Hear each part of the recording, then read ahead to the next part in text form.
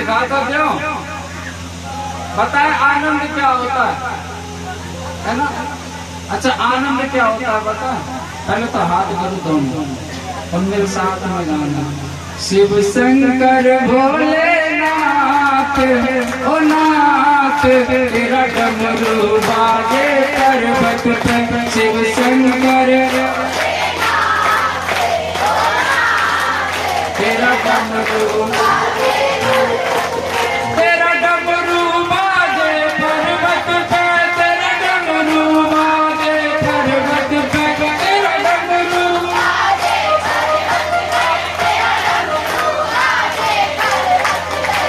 शंकर भोलेनाथ ओ नाथ तेरा डमरू बाजे। बोलिए शंकर भगवान की जय। असली आनंद ये है। भले इन 2 लाइन गाएं क्यों नहीं, लेकिन इन 2 लाइन में केवल बाबा पर ही ध्यान रहा था, किसी का घर पे ध्यान नहीं गया। और जब बाबा के चरणों में ध्यान पहुंच जाए और उसी को कहते हैं असली आनंद। सही बात है कि सही बात है? अच्छा सही बात है। बोलिए शंकर भगवान की, श्री शिव महापुराण की, नमः पार्वती पते हरे हरे हरे शंभो। आप बताइए तो शर्मा बेटा आता मैं जेठ थोड़ी लगूं। हाँ बेटा कहाँ पे? देखो इस बेटे के लिए भी ताली बजाते सब लेकर झांकी में। लेकिन बेटी ने पहले भी बेटी ने बताया कि कलकत्ता को कहाँ विराम दिया गया था, और इस बार भी बेटी ने बताया।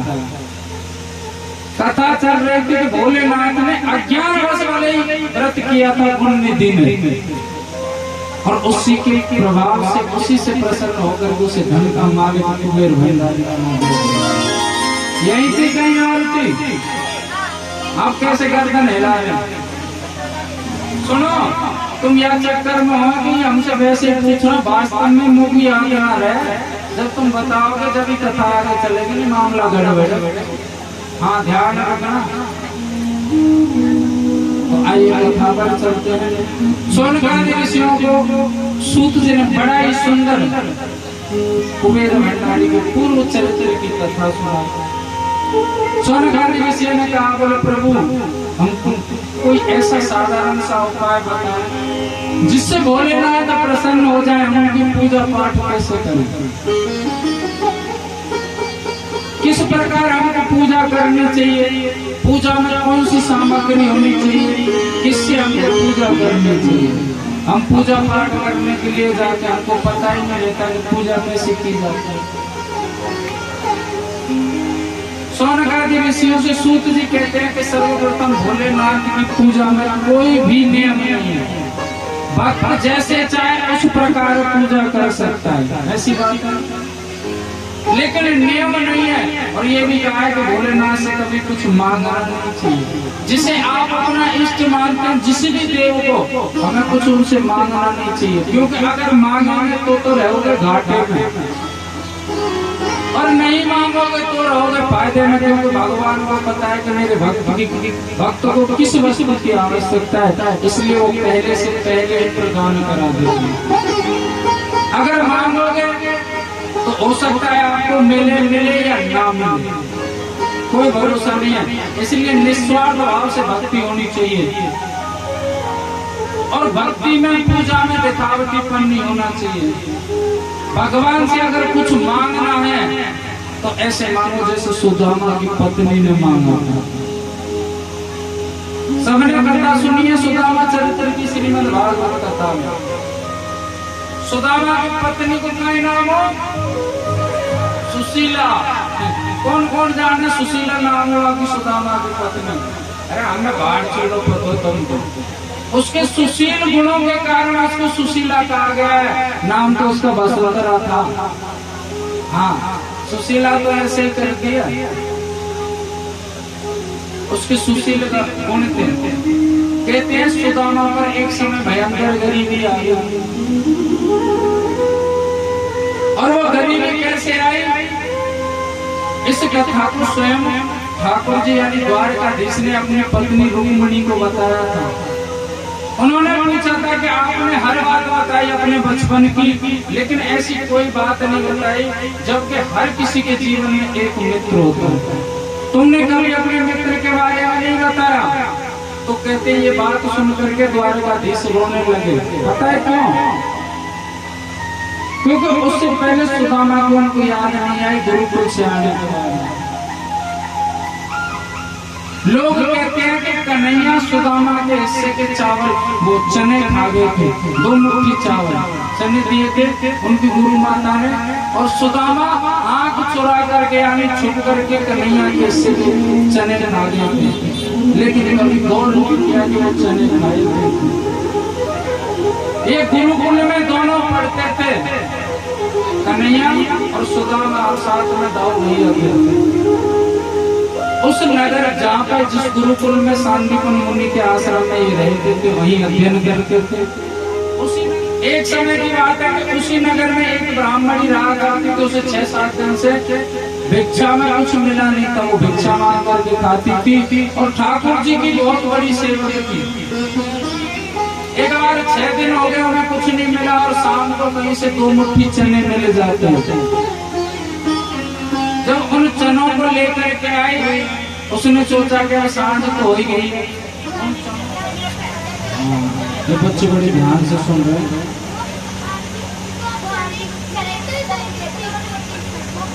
हाँ हाँ हाँ हाँ, बोले शंकर भगवान। कहते हैं एक मैया ब्राह्मणी थी, वो ठाकुर जी की भगत थी। नगर में भ्रमण करते करते उसे 6-7 दिन हो गए, लेकिन कहीं कुछ भोजन नहीं मिला। एक दिन छठवें दिन की बात है कि उनको 2 मुट्ठी चने मिल जाते हैं, तो उन्होंने वो चने लेकर के एक पोटली में बांध करके रख दिए और सोचा कि अब तो चरणामृत लेकर के सो जाऊं, प्रातः उठ करके ठाकुर जी को भोग लगा करके जब इन चनों को पाऊंगी मैं तो मेरी चिंता भी शांत हो जाएगी। कोई बात नहीं, सुबह के ठाकुर जी के भोग के इंतजाम तो हो चुका है। तो उन्होंने क्या किया, वो चने बांध करके पोटली में और अपनी कुटिया में रख दिए। सो गए आराम से चरणामृत लेकर के, और उसी रात्रि में कहते हैं उसकी कुटिया में चोर आ गया।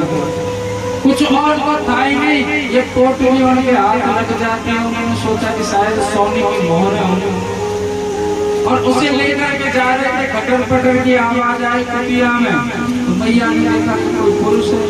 आवाज लगा दी चोर चोर चोर, पड़ोसी तुरंत जाकर पीछे भागे उनके। तो कोई कहीं छुप गया, कोई कहीं छुप गया, और जिसके हाथ में पोटली थी चने की वो सीधा घुस गया सांदीपन मुनि के आश्रम में। वहां जहाँ चोर का शोर हो रहा था, चोर चोर का, तो जो गुरु माता है सांदीपन मुनि के घर से वो खड़ी हुई और लालटेन जो होती है दीपक लेकर के लटकाने वाली चलती थी, उसे लेकर के जैसे वो दरवाजे पर खड़ी हुई देखी तो सही कौन है, और जैसे उस चोर ने प्रवेश किया आश्रम में, सामने वो खड़ी दिखाई दी तो उनके हाथ से डर के मारे पोटली छूट गई और वो चोर वहां से भाग गया। गुरु माता ने उस पोटली को उठाया, खोल करके देखा तो उसमें चने थे। उस पोटली को लिया और रख दिया अपने पास। अब प्रातः की बात है, सुबह वो ब्राह्मणी उठी, स्नान ध्यान कर करके और ठाकुर जी का पूजन किया और भोग लगाने के लिए जब उन चनों को लेने के लिए गई तो उसे वो चने मिले नहीं। वो समझ गया कि जरूर वो चोर लेकर के गए। क्रोध में आकर के श्राप दे दिया कि जो भी इन चनों को खाएगा वो निर्धन हो जाएगा। ऐसा कहकर के श्राप के लिए जल छोड़ दिया उसने। अब उसी दिन की बात है, गुरु का आदेश कि कन्हैया यानी कृष्ण और सुदामा दोनों जाएंगे जंगल में और समिधा ढूंढ करके लाएंगे, समिधा भी करके लाएंगे हवन के लिए। गुरु माता ने कहा कि सुदामा तुम जा रहे हो तो एक काम करो, अभी थोड़ा जल्दी है, भोजन बनने में समय लगेगा, तो तुम इन चनों को ले जाओ और जब भूख लगे दोनों आधे आधे खा लेना। ऐसी बात है ना, बोले दोनों आगे आगे खा लेना। और सुदामा के हाथ में वो पोटली रख दी और सुदामा ज्योतिष विद्या में प्रवीण थे। जैसे हाथ में पोटली आई, भक्ति भक्ति की साधना ऐसी थी, कहते उससे तुरंत उनको पता लग गया कि ये चेहरे तो श्रापित है। और गुरु माता ने कहा है कि आधा आधा खा लेना, अगर भविष्य में जमाने में समाज में पता लगेगा कि सुदामा कन्हैया का मित्र था और इन जनों को श्राप लगा हुआ है, ऐसी किस काम की मित्रता जो जानते हुए मित्र को अंधेरे में धकेल श्राप कर दे। सुदामा ने उसी समय से योजना बनाई कि जब कन्हैया से अकेला पड़ूंगा इन जनों को मैं खा जाऊंगा, क्योंकि अगर कहीं फेंकता हूँ तो मुझे बताना पड़ेगा, इनको अगर मैं फेंकता हूँ तो बताना पड़ेगा, हो सकता है कन्हैया आकर के उन चनों को बीन करके खा जाए, इसलिए मैं ही साफ कहीं और तो मौका लगा नहीं। कहते हैं जब एक जगह जाकर के बोले लाला नीचे तो समझा लग नहीं रही, लकड़ी दिख नहीं रही, इस पेड़ पर सूखी सूखी लकड़ी तू कहे तो तोड़ना। बोले हाँ सुदामा ये ठीक रहेगा। सुदामा तो चाहते थे, बोले मैं ऊपर से तोड़ करके फेंकूंगा और तुम नीचे गिरते रहना, ठीक है। सुदामा चढ़ गए और जैसे चढ़े करके आगे तूफान आने लगा, बरसात आने लगी। कहते आंधी तूफान की आड़ लेकर के सुदामा ने वो दोनों मुट्ठी चने एक साथ अपने मुख में डाले। विचार नहीं किया कि कोई क्या कहेगा और क्या नहीं कहेगा, उन्होंने केवल अपनी मित्रता को प्रधानता दी कि मैं जानता हूँ और कन्हैया मेरा मित्र है, अगर मेरा मित्र गरीबी में चला जाए, दरिद्रता में चला जाए तो मामला गड़बड़, मैं इसलिए इससे की गरीबी ले लूंगा, दरिद्रता ले लूंगा, लेकिन ये नहीं।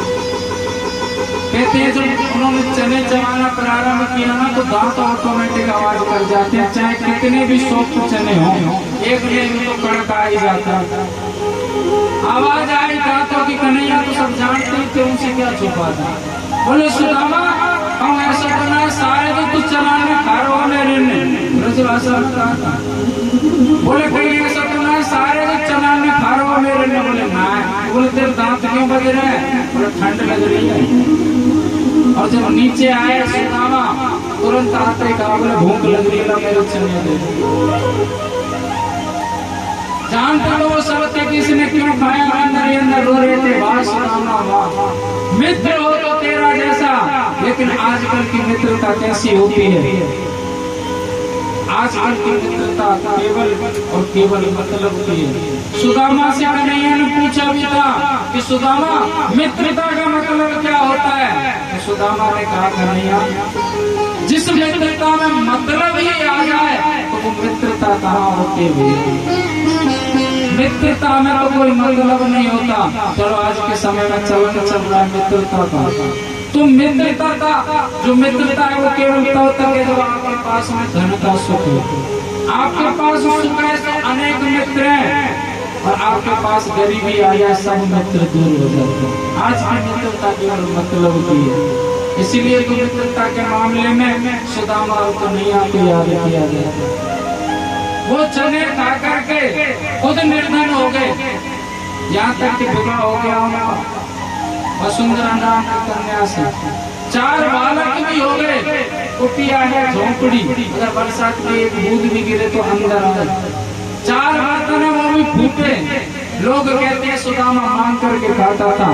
श्रीमद् भागवत कथा के अंदर बड़ा सुंदर ही वर्णन है सुदामा चरित्र का, लेकिन उसमें कहीं भी नहीं लिखा कि सुदामा ने मांग करके खाया। सुदामा तो वो व्यक्ति थे, सुदामा तो वो ब्राह्मण है, वो व्यक्ति है, वो मित्रता की मिसाल है कि जिसके चरणों में त्रिलोकी नाथ कन्हैया बैठता है, साहब किसी के नहीं बैठता। वो केवल सुदामा नाम के ब्राह्मण और विप्रों के चरणों में बैठता है, वो किसी के नहीं बैठता। जब तो कहते हैं जब कन्हैया का भी इधर विवाह हो गया, इधर सुदामा का भी हो गया, जो उनकी पत्नी थी सुशीला, उनको पता लगा कि द्वारका के जो राजा है सुदामा यानी मेरे पति के मित्र, ये अगर उनके पास चले जाए तो सारी गरीबी दूर हो जाए। सुदामा से कहा भी था कि स्वामी आपको वहां जाना चाहिए। सुदामा ने क्या कहा पता है?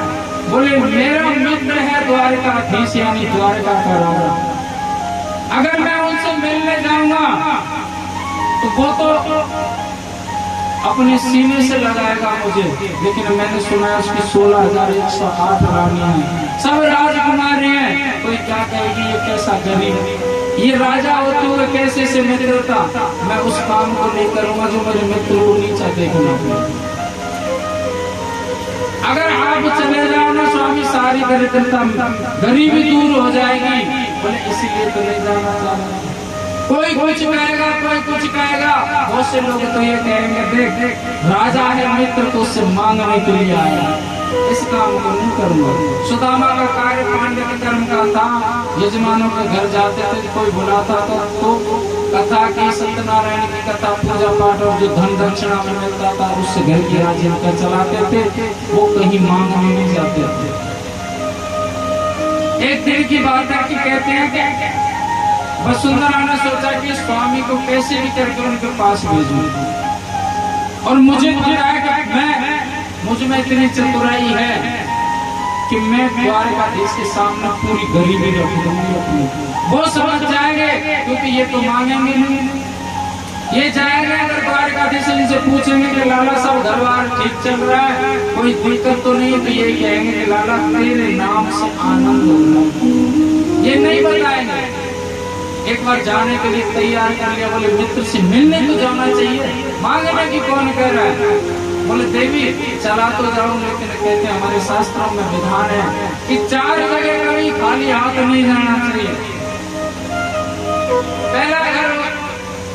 पहली जगह होती है गुरु का घर, कभी खाली हाथ नहीं जाना चाहिए। दूसरा कथा भागवत मंदिर इत्यादि में खाली हाथ नहीं जाना चाहिए। तीसरा बहन के घर खाली हाथ नहीं जाना चाहिए। चौथा मित्र के घर कभी खाली हाथ नहीं जाना चाहिए। लेकिन मेरे पास तो कुछ नहीं है, क्या लेकर के जाऊं। बोले उसकी चिंता मत करो, वो व्यवस्था में कर दूंगी। उन्होंने क्या किया, एक कपड़ा लिया और कपड़े को जगह जगह से फाड़ा और बोला अपने हाथ से सिलाओ। 5 घर से 5 मुट्ठी चावल मांग करके लाई। रात को एक जगह से भी ला सकती थी, कौन मना करेगा 5 मुट्ठी चावल। 5 जगह से लाए, क्योंकि कन्हैया देखेंगे तो देख करके समझ जाएंगे कि ये चावल मांगे हुए घर के नहीं। और ऐसा ही उन्होंने किया और जाकर के वहाँ पहुंचे तो कोटली को द्वारकाधीश ने देखा, सब समझ गए। उनसे पूछा था कि लाला सब ठीक ठाक था। बोले लाला तेरी कृपा से आनंद ही आनंद हो रहा है, कोई दिक्कत नहीं है। बोले विवाह, बोले मन की घर वालों ने करवा दिया और सभी बालक ऐसे किए।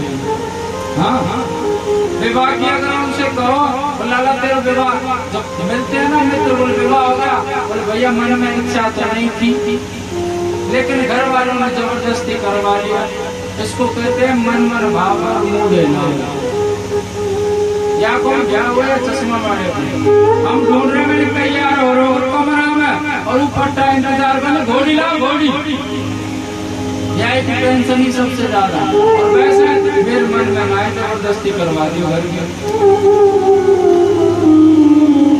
जब पूछा बोले सब कुशल मंगल है, बोले आनंद हो रहा है। उस कोटली को देख करके कन्हैया यहाँ भी तो मुझसे छुपा रहा है, वहाँ मेरे हिस्से की गरीबी लेने के लिए तूने झूठ बोला। जीवन में झूठ नहीं बोलता, फिर तो झूठ बोल रहा है मेरे सामने। कहते 2 मुट्ठी चने खाए तो सब कुछ दे दिया, तीसरी मुट्ठी और खा जाते तो कहते हैं लक्ष्मी को भी दे देते, ले जाओ। लेकिन लक्ष्मी जी होशियार, हाथ पकड़ लिया, कच्चे चावल खाओगे पेट में दर्द हो जाए। लेकिन आंखों में कहा था प्रभु मित्रता ऐसी भी अच्छी नहीं है कि आप अपनी धर्मपत्नी को पर त्याग कर दो। तुम मांगो भगवान से, ऐसे मांगो पता चले नहीं काम हो जाए, और वही तरीका रहता है ठीक। लेकिन काय करने जाकर के पहुंच जाते हैं, बाबा मेरा फलाना काम हो जाए, मैं मेरा भंडारा करवाऊंगा, तेरे मंदिर में घंटा चढ़वा दूंगा, तेरा मंदिर बनवा दूंगा। अरे भले आदमी, भगवान है वो कोई तुम्हारे नौकर नहीं है। भगवान की भक्ति निस्वार्थ भाव से होनी चाहिए। निस्वार्थ भाव से की थी दशानन रावण ने, महान भक्त की उपाधि दे दी महादेव ने कि तू मेरा महान भक्त होगा। दशानन ने कभी कुछ मांगा ही नहीं महादेव से, बल्कि अनुमति मांगी कि मैं तुम्हारे लिए महल बना दूंगा। महादेव ने कह दिया महल बना दिया महादेव के लिए, और महादेव ने उसी को दान कर दिया, ले जा जिसे लंका के नाम से जानता। आगे प्रसंग में आएगा, बड़ा सुंदर चरित्र है दशानन रावण का। घर से हम जाते हैं महादेव के मंदिर में पूजा करने के लिए, सबसे पहली व्यक्ति कौन सी करते हैं कि मंदिर में पहुंच जाएंगे, राम झारा मंदिर का, जल मंदिर का, और भोलेनाथ जय हो, और फिर करके भोलेनाथ सुन नहीं रहे। हमेशा संकट मैंने अभी ये जो कथा बताई थी सुशीला वाली, ये एक संकेत दर्शाती है कि जो घर की स्थिति है उसे भगवान से कहने की आवश्यकता नहीं है, केवल घर का सामान पहुंचा करके दर्शा दिया। हमारी स्थिति है जिस प्रकार घर से जल लेकर के, यानी घर का पाक होना चाहिए। अगर हमारी सामर्थ्य तो चांदी का बनवा लो, सोने का बनवा लो, नहीं सामर्थ्य है तो तांबे का लोटा हर कोई बना सकता है। फिर भी सामर्थ्य नहीं तो स्टील का मंगा लो एक, और स्टील का भी नहीं मंगाने की सामर्थ्य है तो 10 रुपया को मग्गा प्लास्टिक का। घर में जल रखा है, उसमें से जल लेकर के जाए और उसी से जाकर के पूजा करें। हमारी सामर्थ्य है कि हम रोली चावल से खरीद करके पूजा कर सकते हैं, तो आप रोली चावल से कीजिए। वैसे रोली निषेध है महादेव की, महादेव की पूजा में रोली निषेध, ये भी कथा में आगे आएगा। चावल घी इत्यादि, लेकिन हम कर क्या देते हैं, केवल दिखावा करते हैं भगवान के नाम का। पूजा के लिए अगर घी चाहिए हमको दुकान पे पहुंच जाएंगे, वस्त्र चाहिए दुकान पे पहुंच जाएंगे। सेठ जी भी होशियार हो गया, बोले किस लिए चाहिए, इसमें कपड़ा लिख रहा है 1.5 मीटर, बोले पूजा के लिए, बोले ये ले जाओ 20 रुपए, बिल्कुल दे देते हैं जो किसी मतलब का नहीं है। घी किस लिए चाहिए, बोले पूजा के लिए, ये लो 1 किलो 140 रुपए का। अब सोचो 140 रुपए का कोई घी आता है कि सरसों का तेल नहीं आ रहा सरकार।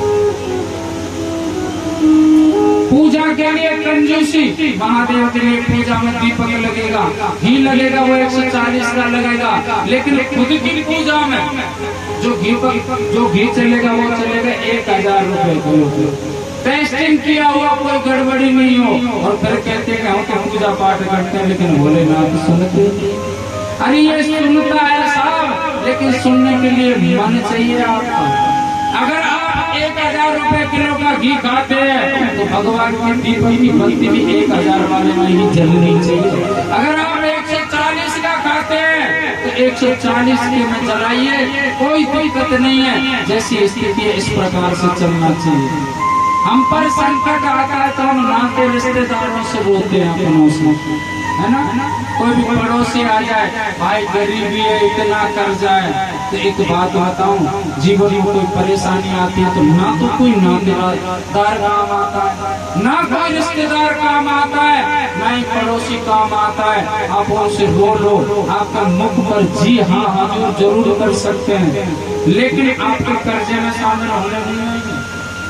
कोई सा ऐसा रिश्तेदार है कि 5-10 लाख का कर्जा, ये पकड़ो 5 लाख दे दो, कोई बात नहीं। किसी ने कहा है ये केवल स्वार्थ है। आप बाबा से जाकर के कहो उन रिश्तेदारों की बजाय, क्योंकि आपके हाजी हजूर कर देंगे और आपकी पीठ फिर के आपका हंसी मजाक उड़ाएंगे। उस काम को मत करो। अगर आपको वाकई में परेशानी है, कुछ कर्जा है, तो सांसारिक लोगों की बजाय बाबा से जाकर के रोइए। मंदिर में आजमा लेना इस उपाय को कि जीवन में संकट आता है, बाबा के सामने बैठ जाओ जिधर नंदी बैठा है। और जो आपको मन में संकट है, जो भी बड़ा से जो पड़ोसी को कहना चाहते हैं, नातेदारों को कहना चाहते हैं, बाबा से जाकर के कह दो, कोई ना कोई रास्ता ऐसा निकालेंगे बाबा जो आपकी समस्या का हल हो जाएगा। जाओ आप जाकर के बाबा से कहना, किसी और से नहीं। हारा हूँ शंभू पर तुझ पे भरोसा है, जीतूंगा एक दिन, मेरा दिल ये कहता है। बाबा से कहो, सांसारिक लोगों से ये मन में धारणा बना लो, फिर देखना तुम्हारा संकट कहाँ है। हारा हूँ बाबा पर तुझ पे भरोसा है। हूँ बाबा पर तुझ पे भरोसा है। आया हूँ शंभू पर तुझ पे भरोसा है। आया हूँ शंभू पर तुझ पे भरोसा है। जीतूंगा एक दिन मेरा दिल ये कहता है। जीतूंगा एक दिन मेरा दिल ये कहता है।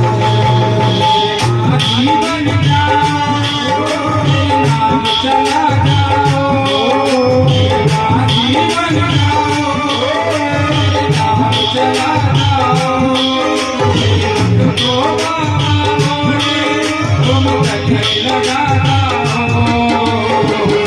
दुनिया में बेगानी है आज मैंने जानी है, आज मैंने जानी है। दुनिया ये बेगानी है। आराम सबको तुझ पे भरोसा है। तुझ पे भरोसा है। जीतूंगा एक दिन मेरा दिल ये कहता है। बोली शंकर भगवान की जय हो। तो मेरा कहने का मतलब ये है कि सांसारिक लोगों से अगर नहीं मन मानता है तो आप रोइए, लेकिन कम रोइए। वो हल नहीं निकाल सकते, और बाबा पर मुझे भरोसा है कोई ना कोई ऐसा हल निकालेगा जो आपकी समस्या दूर कर देगा।